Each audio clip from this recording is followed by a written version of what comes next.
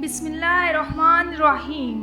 السلام علیکم پیارے دوستو، آج میں آپ کو بتاؤں گی حضرت نوح علیہ السلام کے بارے میں، ان کے لقبات، ان کی صفات اور ان کو آدم ثانی کیوں کہا جاتا ہے، آپ کی تبلیغ سے لے کر کشتی بنانے اور پھر عذاب الہی نازل ہونے تک کا مکمل واقعہ۔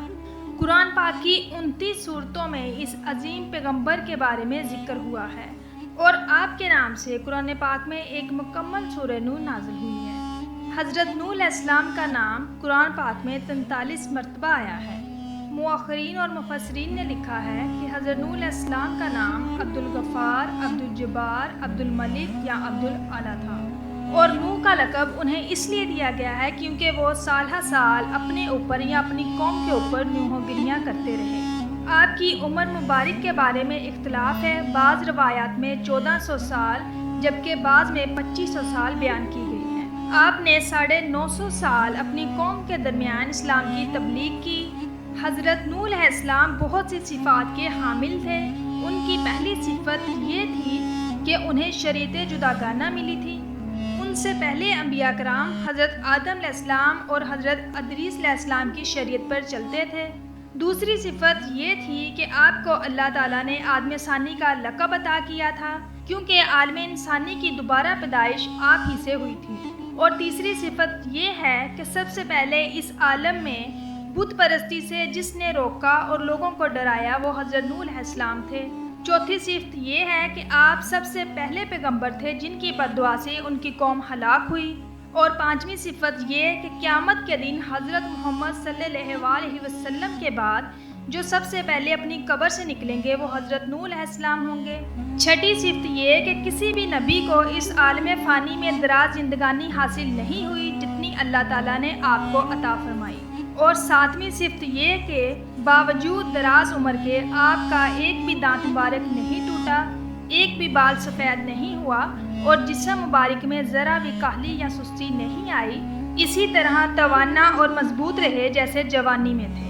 آٹھویں صفت یہ کہ عبادت خداوندی سے آپ بے حد محبت رکھتے تھے، ہر وقت عبادت میں مگن رہتے تھے اور رات دن میں 700 رکعت ادا کرتے تھے۔ اور نویں صفت یہ تھی کہ باوجود قوم کے اذیتوں اور تکلیفوں کے ان پر احسان کرنے میں ذرا دیر نہیں کرتے تھے۔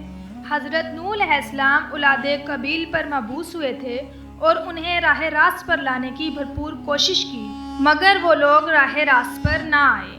لیکن آپ کی تبلیغ کا اثر جن لوگوں پر ہوا ان کی تعداد 80 سے زیادہ نہ ہو سکی۔ آپ جب تبلیغ کرتے نہ دن دیکھتے نہ رات، آپ کو جہاں مجمع نظر آتا اس میں آ جاتے۔ آپ رات کی تاریکی میں بھی ہر ایک کے دروازے پر جا کر کہتے کہ اقرار کرو اللہ کے سوا کوئی عبادت کے لائق نہیں۔ آپ کی تبلیغ کے رد عمل میں لوگ آپ کو دیوانہ کہتے تھے، گالیاں دیتے تھے اور انہیں پتھر مارتے تھے۔ حضرت نوح علیہ السلام کی بیوی اپنی قوم سے کہتی تھی کہ اس کا کہا نہ مانو، یہ مجنون ہے۔ جب حضرت نوح علیہ السلام نے اپنی بیوی کی بے ادبی والی باتیں سنی تو انہوں نے آسمان کی طرف منہ کیا اور رو کر اللہ تعالیٰ سے فریاد کی، اے اللہ، یہ لوگ کسی پر ظلم کرنے کو مذاق سمجھتے ہیں، کسی کی مدد کرنے پر اس کی بزدلی سمجھتے ہیں اور تیری عبادت سے منہ موڑتے ہیں۔ یا اللہ، اس قوم کو نیست و نابود کر دے۔ اللہ تعالیٰ نے حضرت نوح علیہ السلام کی یہ بات سنی تو ان کو پیغام بھجوایا، اے نوح علیہ السلام، ایک کشتی تیار کرو اور عنقریب یہ لوگ نیست و نابود ہونے والے ہیں۔ اللہ وحی کے ذریعے حضرت نوح علیہ السلام کو بتاتے رہے اور آپ کشتی تیار کرتے رہے۔ جیسا کہ آپ ایک پہاڑ پر رہتے تھے، وہاں نہ تو سمندر تھا، نہ دریا اور نہ ہی کوئی درخت تھا۔ بالآخر آپ نے درخت اگائے اور اس کی لکڑی سے کشتی تیار کرنے لگے۔ آپ درختوں کی لکڑی سے بڑے بڑے تختے بناتے، پھر لوہا لاتے، اس سے کیل بناتے اور تختوں کو جوڑ کر اس میں کیل لگاتے۔ تاریخ میں لکھا ہے کہ آپ تقریباً 100 سال تک کشتی بناتے رہے اور آپ کی قوم آپ کے پاس آتی اور آپ کی توہین کرتی، آپ کو پاگل کہتی کہ یہاں نہ تو سمندر ہے اور نہ دریا اور پاگل کشتی بنا رہا ہے۔ حضرت نوح علیہ السلام آسمان کی طرف دیکھ کے صبر کرتے اور اللہ کے حکم کو تسلیم کرتے۔ اس کشتی کی لمبائی 300 گز، اونچائی 30 گز اور چوڑائی 50 گز تھی۔ کشتی کے 3 الگ الگ درجے تھے۔ سب سے نچلے درجے میں چرند پرند اور حشرات اور درمیان والے درجے میں جانور تھے۔ جبکہ سب سے اوپر والے درجے میں حضرت نوح علیہ السلام اور ان کو ماننے والے تھے۔ جب کشتی تیار ہو گئی تو اللہ تعالیٰ نے حکم دیا، اے نوح علیہ السلام، تمام پرندے اور جانوروں کے جوڑوں کو کشتی میں سوار کرو تاکہ ان کی نسل باقی رہ سکے۔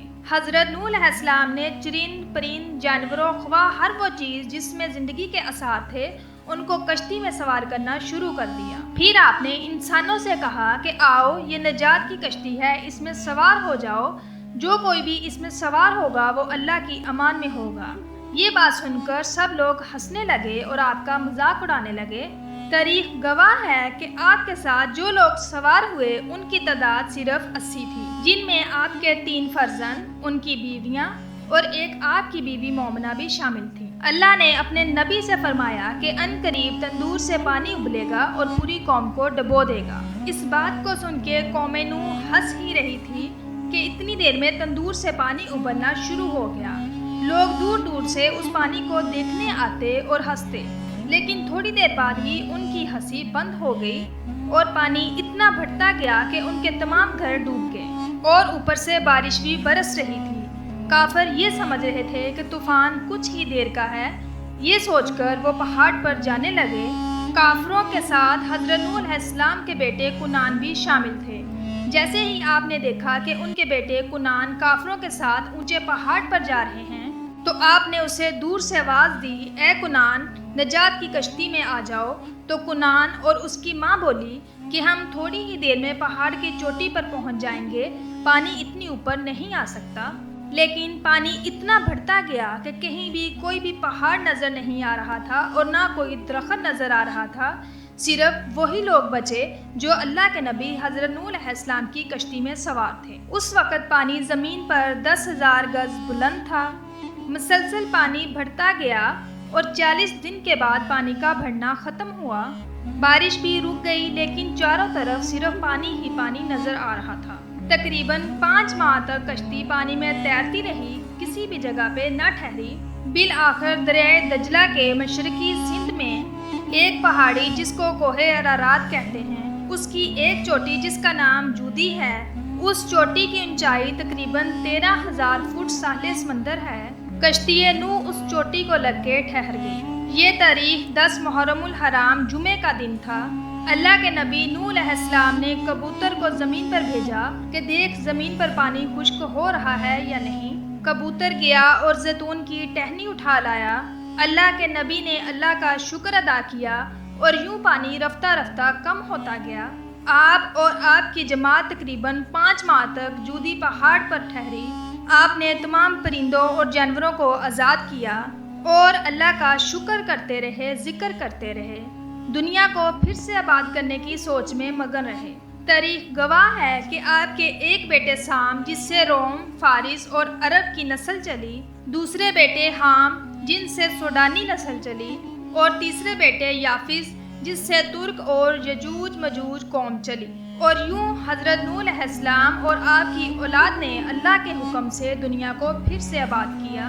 اللہ نے فرمایا کہ کشتی نوح کو ہم آنے والی نسلوں کے لیے عبرت کا نشان ٹھہرائیں گے۔ تحقیق کرنے والوں نے بتایا ہے کہ کشتی نوح کی باقیات مشرقی ترکی میں واقع کوہ ارارات پر ملی ہیں۔ یہ کشتی ویسی ہی ہے جیسی اللہ کے نبی حضرت نوح علیہ السلام نے بنائی تھی۔ سلامتی ہو انسان کو پھر سے زندگی دینے والے اللہ کے نبی حضرت نوح علیہ السلام پر۔ اس لیے آپ کو آدم ثانی یعنی زمین پر موجود انسان کا دوسرا باپ آدم کہا جاتا ہے۔ حضرت نوح علیہ السلام کا وقت رحلت قریب آیا تو آپ ایک جھونپڑی میں تھے، اور وہ جھونپڑی اتنی چھوٹی تھی کہ جب آپ سوتے تو آپ کا آدھا جسم باہر اور آدھا جسم اندر ہوتا۔ جب حضرت عزرائیل علیہ السلام آپ کی روح قبض کرنے آئے تو انہوں نے پوچھا کہ آپ نے اتنے سال اس جھونپڑی میں گزار دیے، حالانکہ آپ چاہتے تو بہت اچھا گھر بنا سکتے تھے۔